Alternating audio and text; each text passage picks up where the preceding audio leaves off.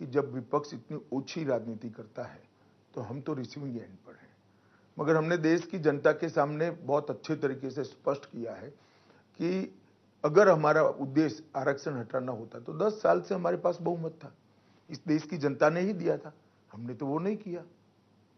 और जहां तक मुसलमानों के आरक्षण का सवाल है, मैं आज भी फर्म हूं कि धर्म के आधार पर इस देश में आरक्षण नहीं होना चाहिए।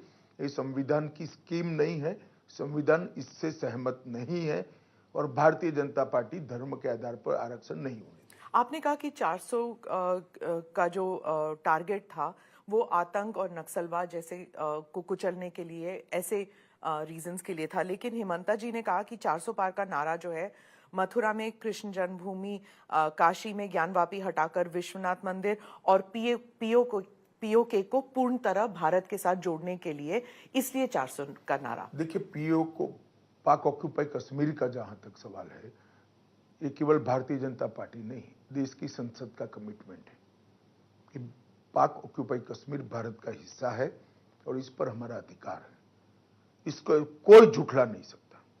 ये आज जो फारूक अब्दुल्ला जी और कांग्रेस के नेता कह रहे हैं कि पाकिस्तान के पास एटम बम है तो उनको सम्मान करिए, पाक ऑक्यूपाई कश्मीर का डिमांड न करिए। मैं उनको पूछना चाहता हूं कि 130 करोड़ की आबादी वाला, जनसंख्या वाला एटॉमिक पावर भारत, ये महान देश क्या किसी से डरकर अपने अधिकार जाने देगा? किस प्रकार की सोच है?